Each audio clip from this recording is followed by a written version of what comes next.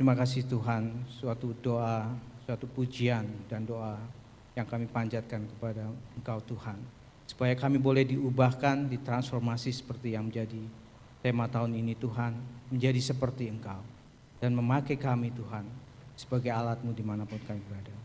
Terima kasih Tuhan untuk kesempatan pada sore hari ini kami boleh bersama-sama beribadah, memuji Engkau. Rasakan hadirat-Mu di tengah-tengah kami. Kami percaya Engkau ada bersama kami dan Engkau akan memberkati kami. Tuhan, kiranya Engkau memberkati setiap anak-anak-Mu yang hadir Tuhan. Kami percaya Roh Kudus-Mu ada bersama kami, akan menerangi dan menyinari kami sehingga kami boleh mengerti akan pesan-pesan yang Engkau sampaikan. Kiranya Engkau mengurapi juga hamba-Mu Tuhan, supaya firman yang disampaikan boleh menjadi berkat bagi jemaat-Mu yang ada. Dan juga kami berdoa untuk pelayanan baik di sekolah minggu atau youth. Kiranya Engkau memberkati juga sehingga mereka boleh belajar akan firman-Mu. Terima kasih untuk sore hari ini kami memakai kesempatan ini untuk membuka hati kami untuk menerima firman-Mu. Di dalam nama Tuhan Yesus kami berdoa. Amin. Silakan duduk saudara-saudara.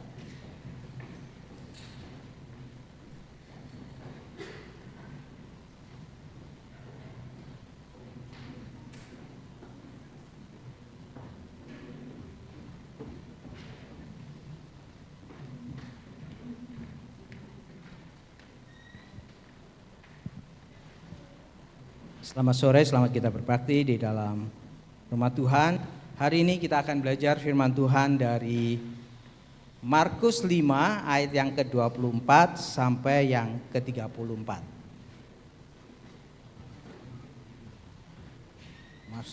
Markus 5.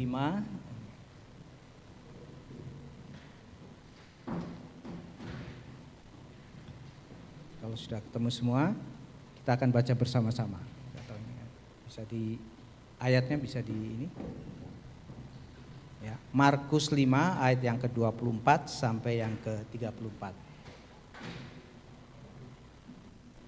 Oke, saya bacakan ya. Kita akan baca bersama-sama.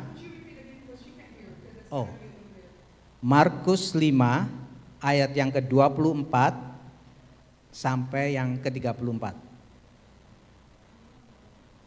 34. Kurang jelas ya mungkin. Oke, demikian firman Tuhan. Lalu pergilah Yesus dengan orang itu. Orang banyak berbondong-bondong mengikuti dia dan berdesak-desakan di dekatnya. Adalah di situ seorang perempuan yang sudah 12 tahun lamanya menderita pendarahan.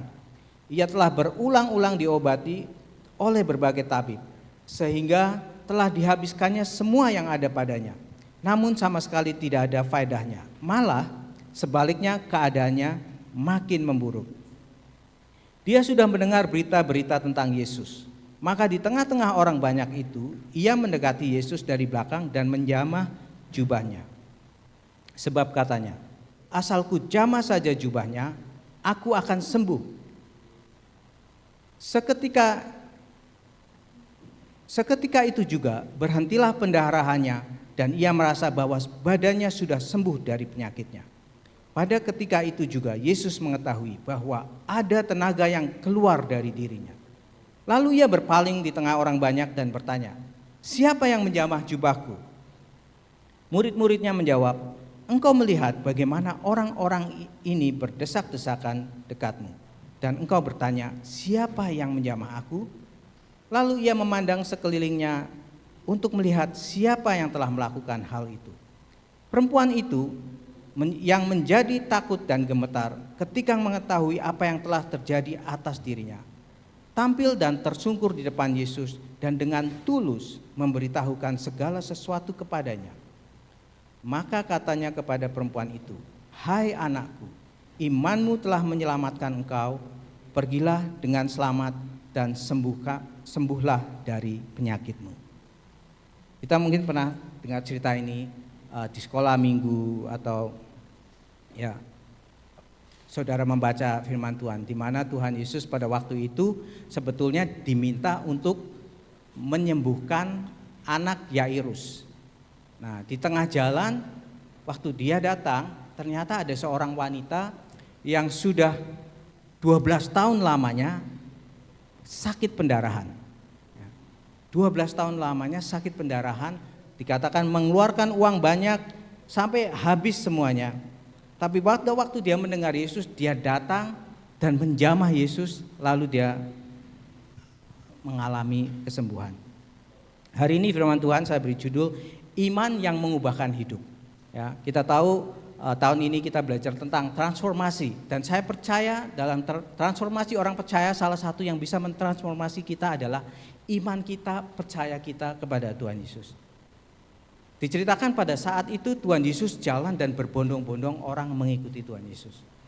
Kalau di dalam bahasa Gerikanya itu digambarkan bukan cuma Tuhan Yesus jalan diikuti, tapi berbondong-bondong orang itu berdesak-desakan ingin bertemu Tuhan Yesus. Karena waktu itu setiap orang mendengar, wah orang ini luar biasa.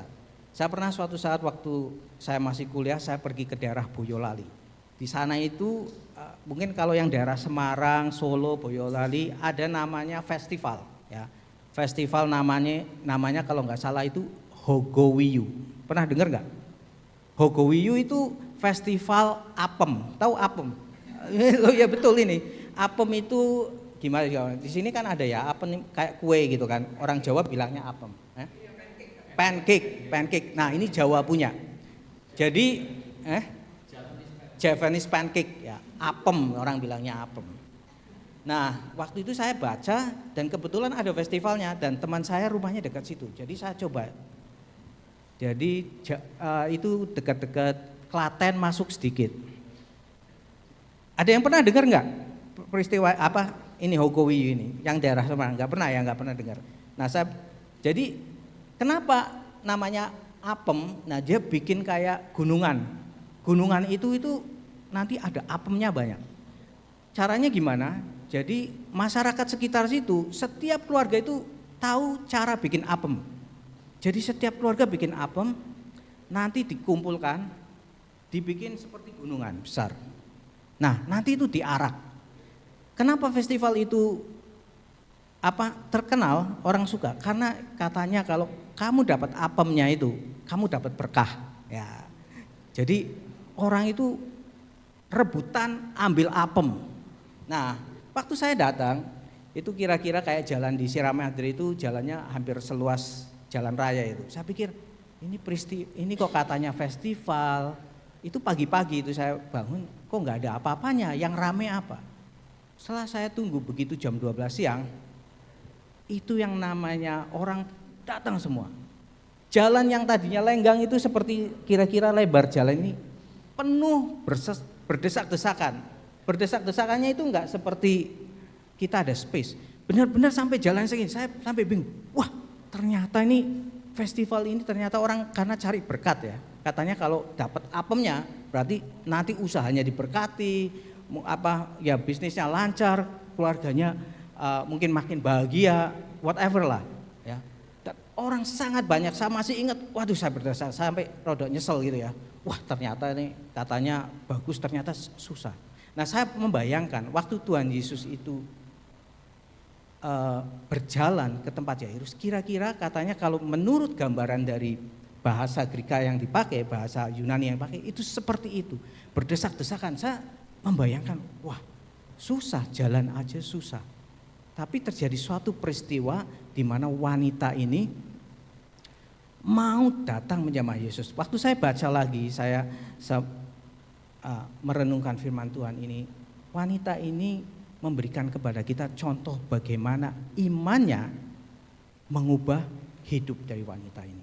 Nah kita akan belajar, paling nggak saya akan bagi empat poin ya, tentang iman yang mengubah hidup. Kita akan mengeksplorasi tentang iman dari wanita ini. Yang pertama, kita tahu bahwa sebagai orang percaya kita perlu iman, kita perlu beriman kepada Tuhan.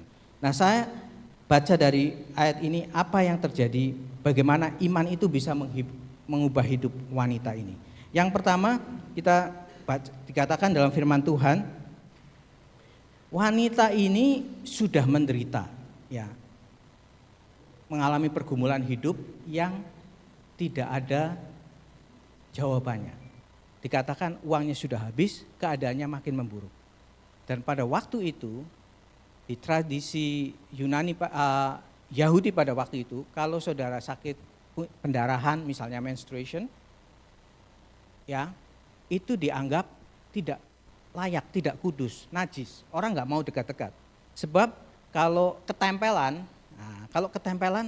saudara harus menyucikan diri. Nah, wanita ini 12 tahun. Dengan kata lain, selama 12 tahun dia itu tidak bisa bersosialisasi. Hidupnya itu dikucilkan oleh masyarakat. Masyarakat sudah tahu tidak akan dekat-dekat, ya. Karena dianggap, wah, kalau dekat dengan perempuan ini saya jadi najis. Jadi wanita itu tidak ada harapan, no hope pada saat itu. Tapi dia mendengar, wah, ada Yesus. Dan dia mendengar berulang-ulang dikatakan, ia telah berulang-ulang diobati oleh tabib, tidak ada yang bisa menyembuhkannya. Dan dia juga dikatakan, dia sudah mendengar berita-berita tentang Yesus. Jadi pada saat dia mungkin dikucilkan, dia mungkin tidak sengaja dengar berita tentang Yesus. Oh, Yesus menyembuhkan, Yesus mengadakan mujizat. Dia mendengar tentang Yesus. Dan dari situlah imannya mulai bertumbuh. Dikatakan firman Tuhan berkata bahwa dalam Roma 10 ayat 17 berkata demikian. Jadi iman timbul dari pendengaran dan pendengaran timbul dari firman Kristus. Nah, ini salah satunya, wanita ini. Dengar akan Yesus. Mendengar Injil kabar baik merupakan awal langkah dari iman kita. Tanpa kita mengetahui, tanpa kita mendengar hal-hal yang baik, ya, iman kita tidak bisa timbul. Bermula dari mendengarkan. That's mean kita harus, artinya kita apa? Kita harus membuka diri kita. Dalam kisah ini, perempuan ini bertahun-tahun menderita, tapi dia mulai membuka dirinya, mendengar tentang siapa? Mendengar tentang Yesus. Iman yang mengubah hidup dimulai dengan keterbukaan terhadap firman Allah. Ketika wanita ini membuka dirinya, dia mendengar tentang Yesus, imannya mulai timbul. Mulai bertanya-tanya, siapa Yesus ini? Dan ini menjadi kepada kita menjadi suatu contoh. Pentingnya kita membuka diri kita, hati kita kepada firman Tuhan. Firman Tuhan dalam dunia modern ini bukan berarti kita hanya mendengar, tetapi bagaimana kita mempelajari firman Tuhan, membaca firman Tuhan setiap hari, merenungkan firman Tuhan pada saat kita memiliki kesempatan. Kadang-kadang membaca atau mendengarkan firman Tuhan itu bisa boring, atau mungkin kita nggak ngerti.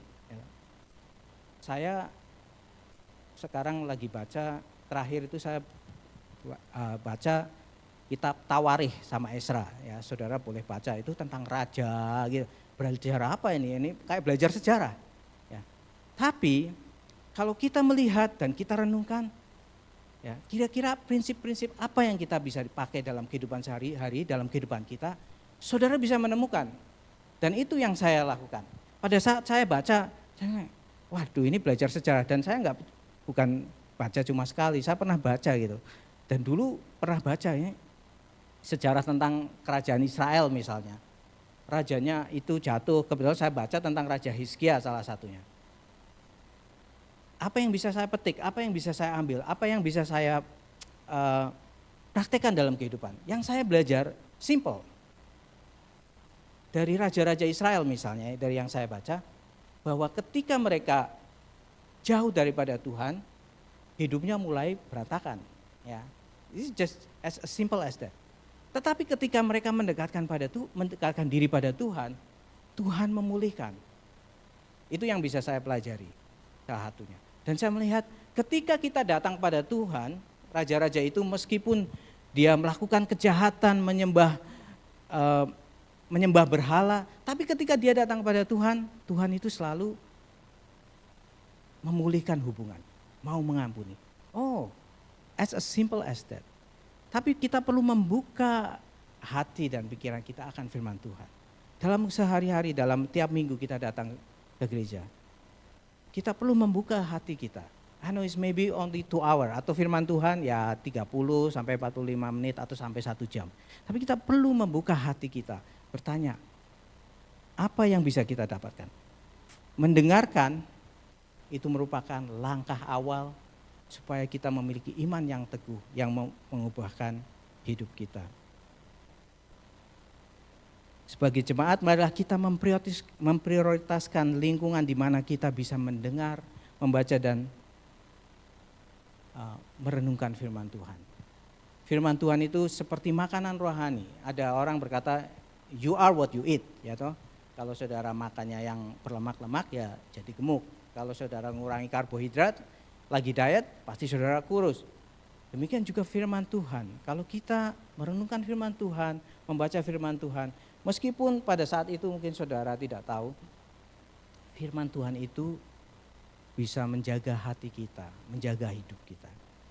Terus terang kelemahan saya itu ngafalin ayat. Ya. Jadi kalau saudara tanya ayatnya apa itu kalau pakai angka-angka, saya hafalnya sedikit.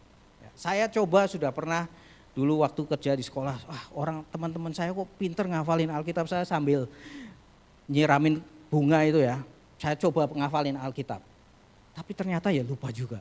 Ya, jadi saya bilang, Tuhan kenapa ya saya kok ngafal susah banget ya. Kalau main musik rada oke, tapi kalau ngafal Alkitab susah. Kalau main musik ya saya lagu lama oke, ingat ngafalnya.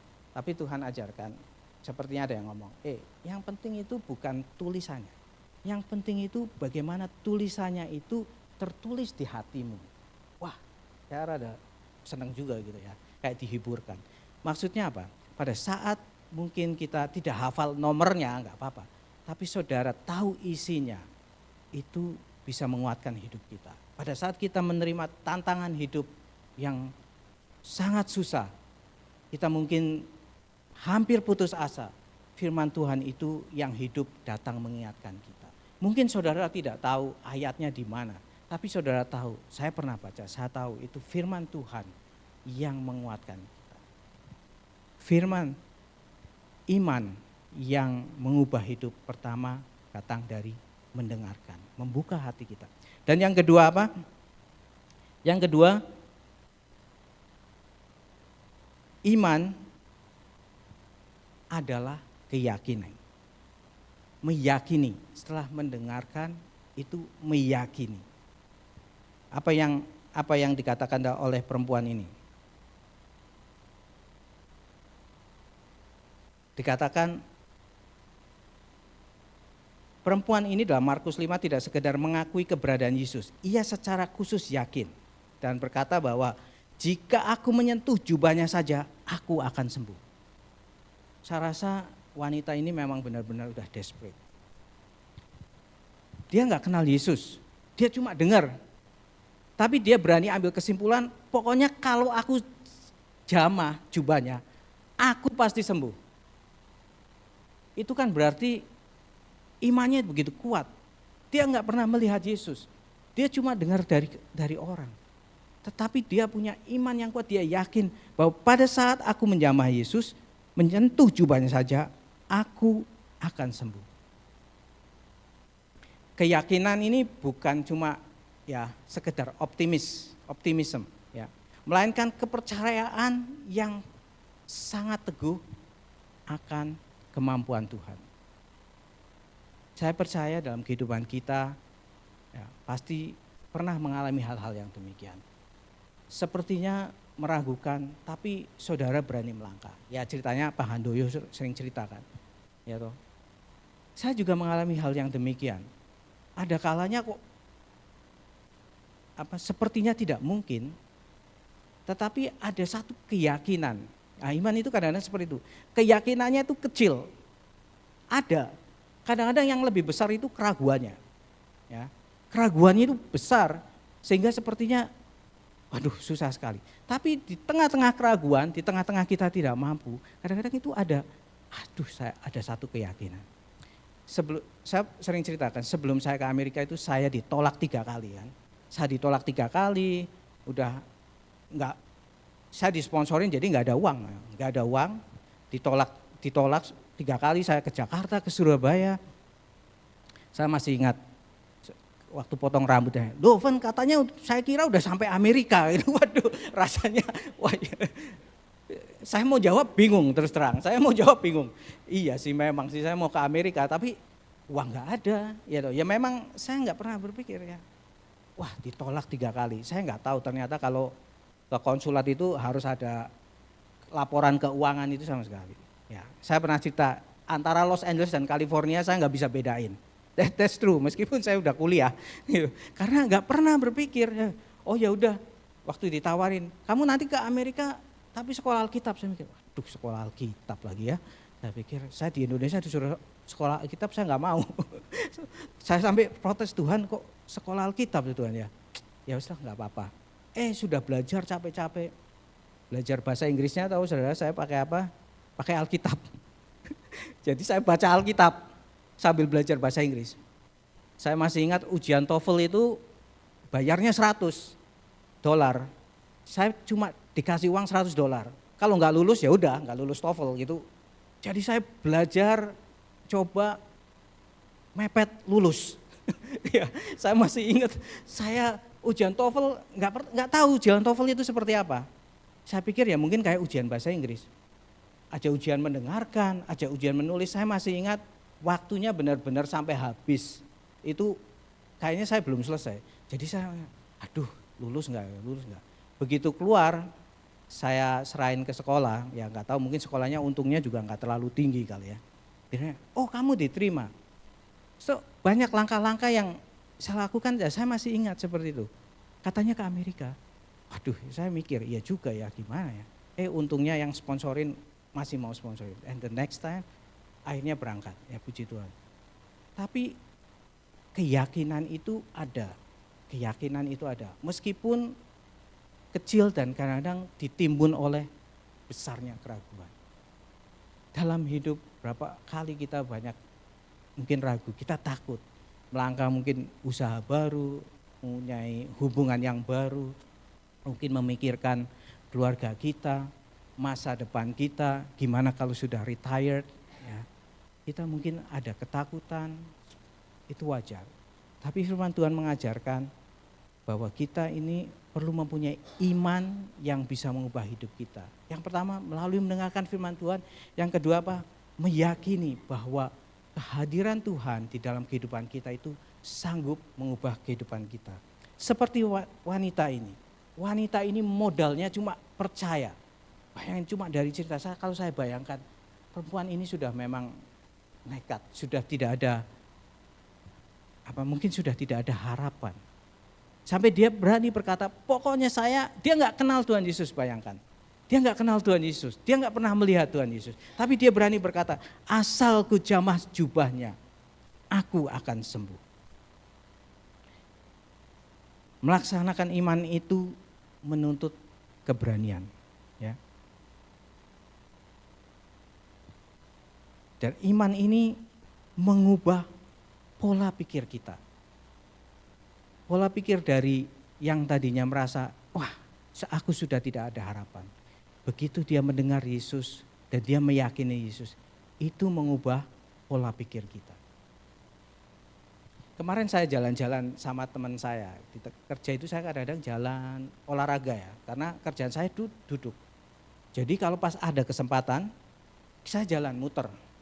At least, and then, ini mungkin a little bit cheesy ya. Saya lihat bulan, ya kan teman saya, oh bulannya besar katanya. Oh ya bulannya besar. Aku bilang sama teman saya, boleh percaya boleh enggak. Waktu saya kira-kira SMP itu, saya suka lihat bulannya. Di Indonesia kan kadang-kadang mati lampu bulan purnama, zaman dulu ya, bukan zaman sekarang udah nggak bisa. Saya suka lihat bulan, and then saya berkata, saya pernah bilang, saya lihat bulan itu saya ingat, waktu SMP saya pernah mikir, kira-kira kalau saya lihat bulan dari Amerika itu seperti apa? Ya, aneh ya. Ini SMP Kak, paling nontonnya itu film-film hunter, zaman kayak gitu. Ya, cheesy banget ya kayaknya. Saya tuh suka lihat gitu, merenung gitu. Ya namanya juga anak-anak ya mungkin melamun ya. Kalau lihat bulan dari Amerika kayak apa? Ya sama sebetulnya ya. But saya masih ingat. Ya. Seperti apa? Nah, terwujud. Jadi saya kalau lihat bulan, believe it or not, saya ingat. Kebetulan peristiwa itu yang saya ingat. Ya. Iman itu tidak hanya mendengar, tapi kita harus belajar meyakini. Ya. Kita harus meyakini.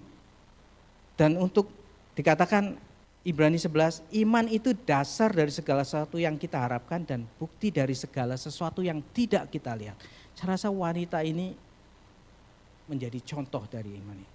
Bukti dari segala sesuatu yang tidak kita lihat. Sebelum dia melihat, dia sudah percaya kalau aku jamah jubahnya, aku akan sembuh. Dan untuk melakukan itu, ya, itu perlu keberanian. Nah, bagian yang ketiga yang saya mau bagikan apa? Iman yang mengubahkan itu adalah iman yang mau melakukan. Jadi setelah mendengar, meyakini, kita perlu melakukannya. Nah, ini melakukan kadang-kadang hal yang paling susah. Ya. Saudara mungkin bisa mendengar firman Tuhan many time. Saudara mungkin yakin, oh ya yakin. Tapi untuk melakukannya ini yang paling susah. Melakukan apa yang sesuai dengan kita percayai, it's not easy. Dan sangat berisiko. Demikian juga dengan wanita ini. Tadi dikatakan wanita ini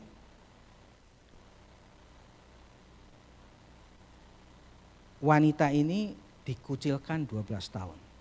Ya. Dikucilkan 12 tahun. Jadi dia tidak pernah keluar. Kalau dia keluar, orang-orang pasti marah. Saudara bayangkan, saudara dikucilkan, tiba-tiba ada orang bergerombol, saudara mau masuk. Orang-orang itu bisa marah. Dia bisa-bisa dipukuli. Ya toh? Karena dianggap, oh kamu jangan sentuh saya. Mungkin perempuan ini mengalami hal yang demikian. Pada waktu dia mau dekat kepada Tuhan Yesus, wah orang sudah, najis. Kamu nggak boleh. Tapi wanita ini tidak mau berputus asa. Dia tetap aja maju. Mungkin karena dia maju orang justru takut buka jalan, ya toh. Karena apa? Takut najis. Padahal setiap orang ingin ketemu Yesus. Dan tadi dikatakan, tadi kayak festival apem tadi, bukan Tuhan Yesus gampang dipegang. Dia ada di kerumunan orang. Dempetan,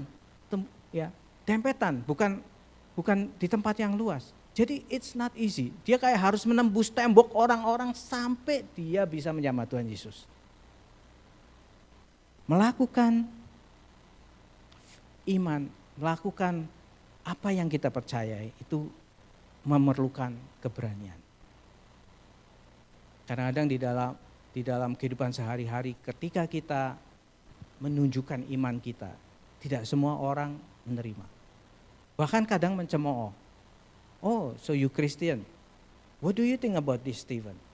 Do you think that's like a Christian? Wah, saya challenge kayak gitu, saudara-saudara.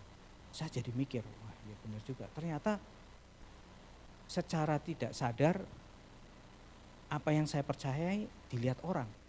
Meskipun di kerjaan sepertinya biasa-biasa saja.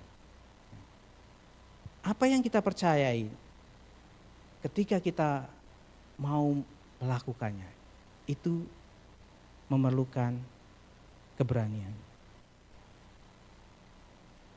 Wanita ini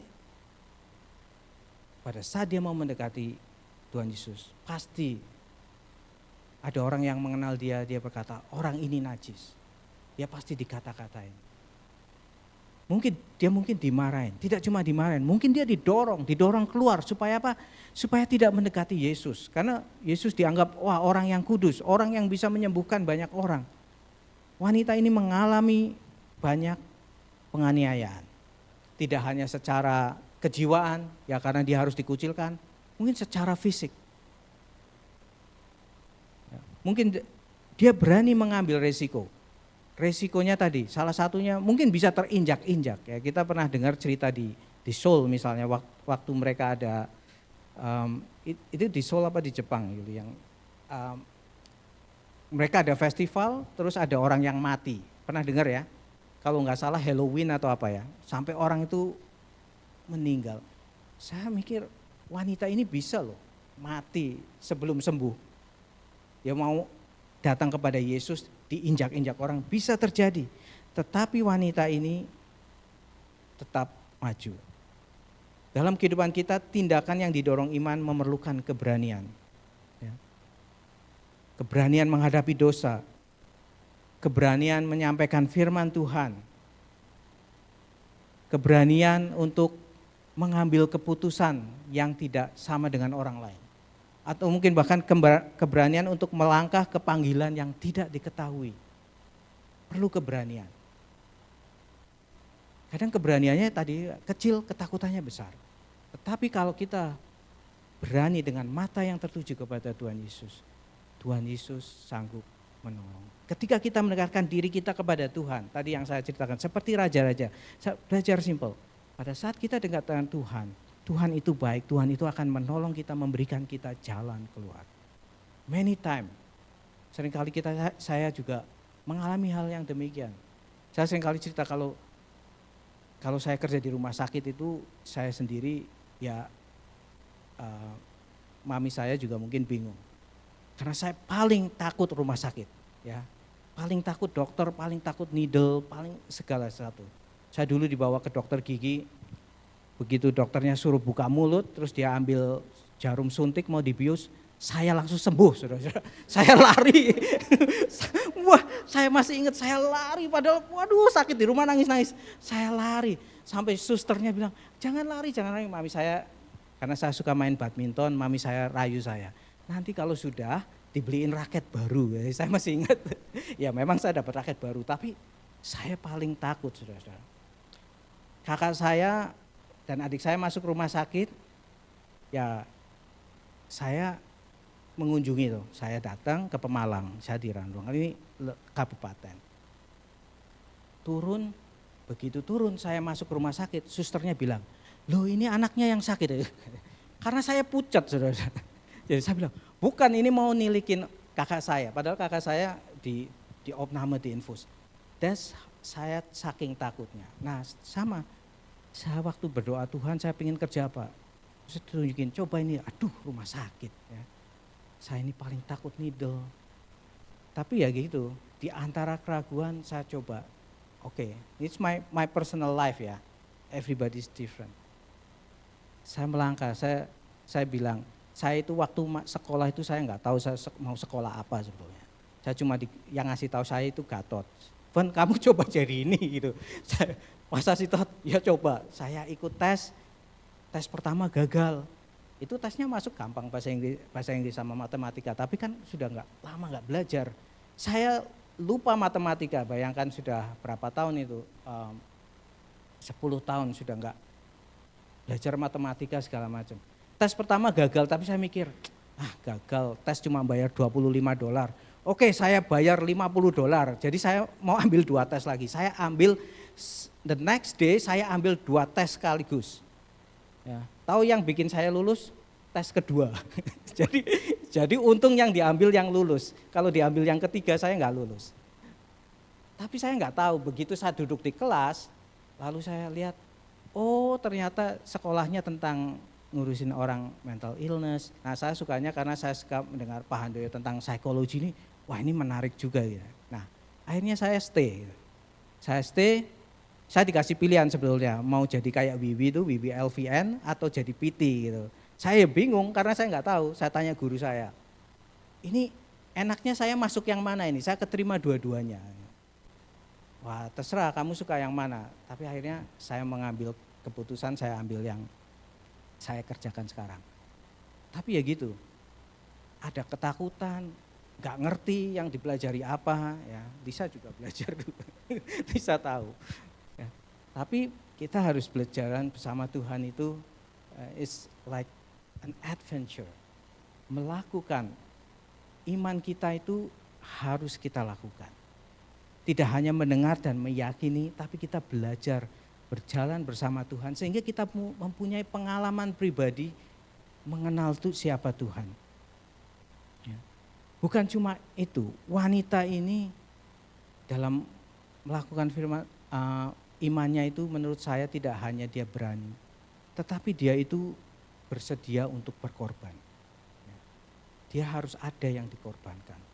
Dia berani maju meskipun dia mempunyai resiko.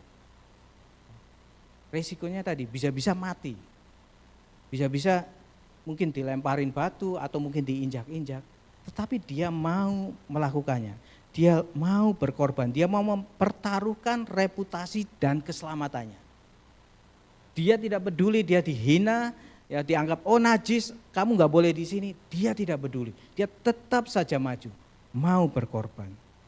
Saya rasa Tuhan tahu iman wanita ini nih, ya Tuhan itu maha tahu bahwa wanita ini bukan sekedar mau menjamah Tuhan Yesus. Wanita ini wanita yang mau berkorban juga, mau berani mempersembahkan dirinya meskipun harus mati. Itu mengingatkan bagaimana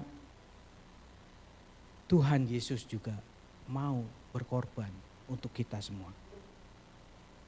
Yesus sendiri dalam teladan pelayanannya yang mencapai puncak pada salib, dia mengajarkan, berkata, barang siapa ingin mengikut aku, ia harus menyangkal diri, memikul salibnya setiap hari dan mengikut aku.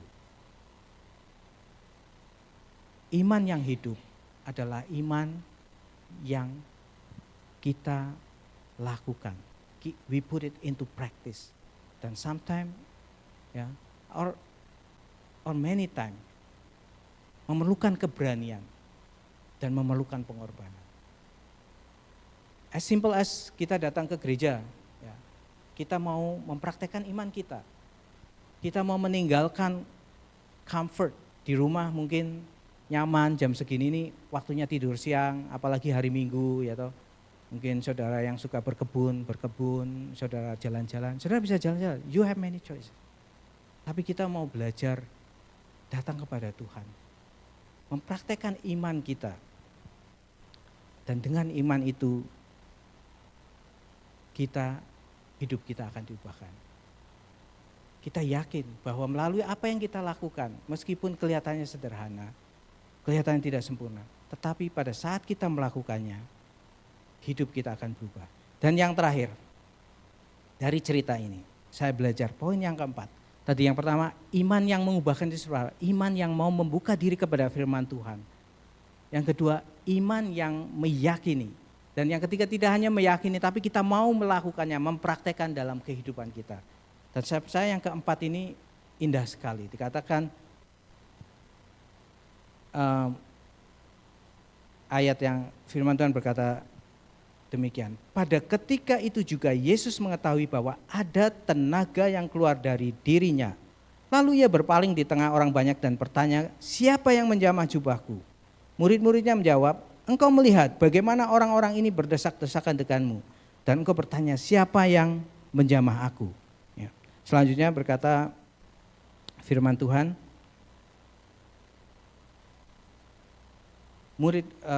lalu ia memandang sekelilingnya dan melihat siapa yang telah melakukan hal itu. Ya.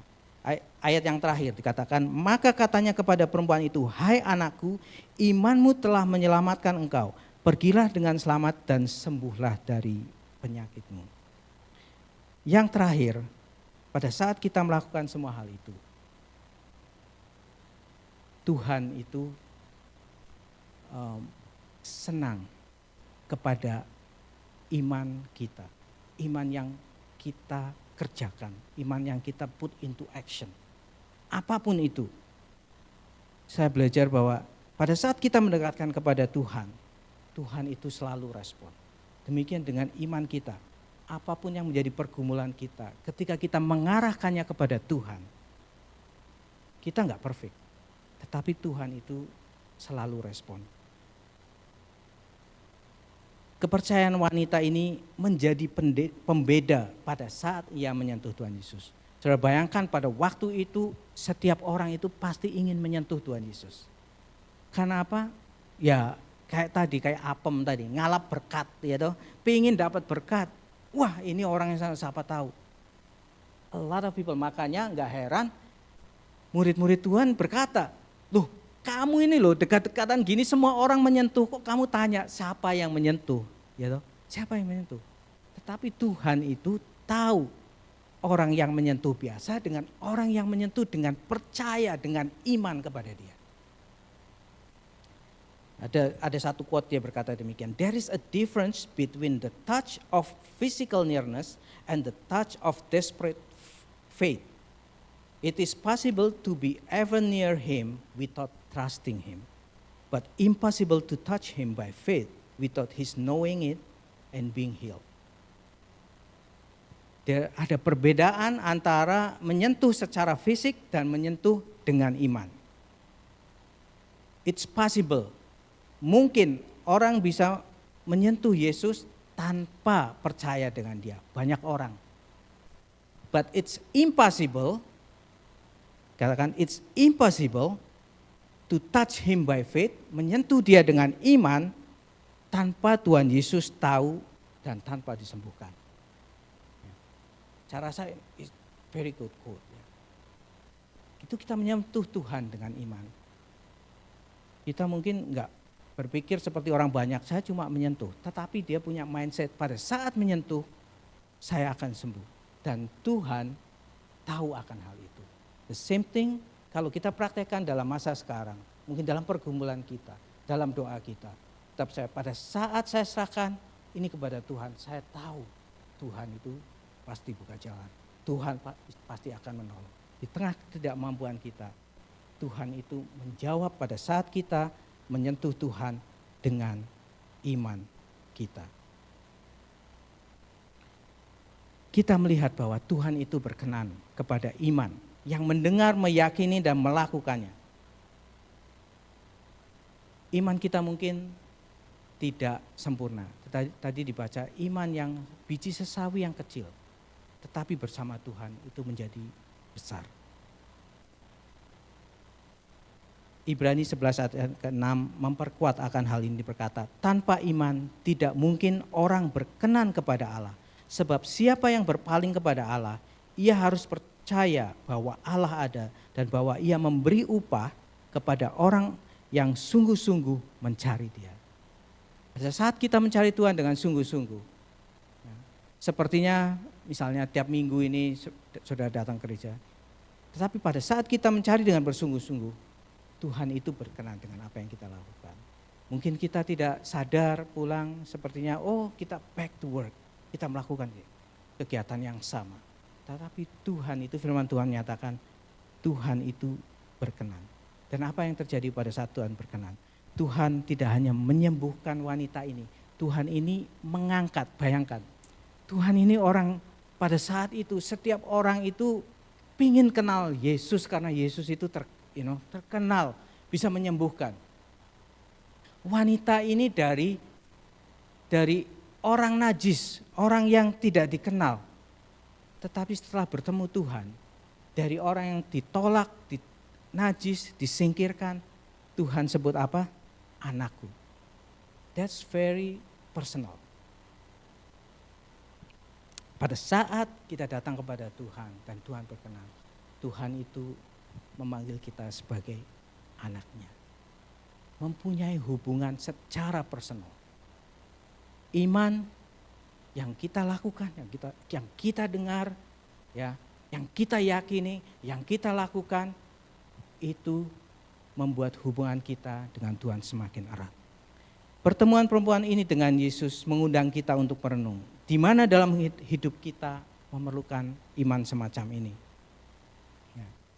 Pada saat kita melakukan kegiatan kita, pada saat kita dalam kehidupan sehari-hari, dalam pergumulan kita, apa yang dalam pikiran kita, mari kita belajar dari iman wanita ini. Firman Tuhan mengajarkan, iman datang dari pendengaran. Mari kita sama-sama belajar mendengarkan dan merenungkan, dan belajar meyakini akan janji Tuhan di dalam kehidupan kita, dan melakukannya dengan iman. Meskipun tidak sempurna, Tuhan tidak melihat kesempurnaan kita. Kita tidak bisa bandingkan hidup kita dengan orang lain.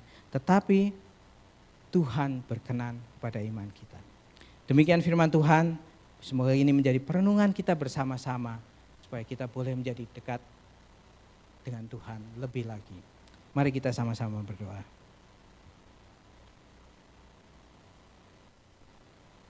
Tuhan, terima kasih untuk firman Tuhan pada sore hari ini. Kami kembali diingatkan supaya iman kami tidak hanya menjadi suatu kebiasaan, tetapi iman kami tertuju kepada Engkau. Karena kami percaya ketika kami mengarahkan iman kepada Engkau, percaya kami sungguh-sungguh kepada Engkau, Engkau sanggup mentransformasi hidup kami, Tuhan. Ampuni segala kekurangan kesalahan kami, Tuhan. Dan kami percaya Tuhan, kasih-Mu selalu senantiasa menanti kami. Pada sore hari ini Tuhan, kalau jika ada anak-anak-Mu yang bergumul dalam kehidupannya, yang sepertinya impossible, yang sepertinya susah untuk dilakukan, atau susah untuk terpecahkan Tuhan.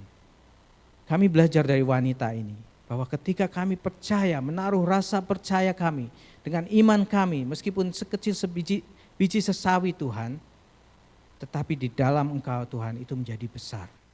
Engkau sanggup menolong kami dalam menghadapi setiap permasalahan kami. Hamba-Mu berdoa untuk setiap anak-anak-Mu yang ada di tempat ini Tuhan, dalam pergumulannya. Kami percaya bahwa Engkau sanggup menolong.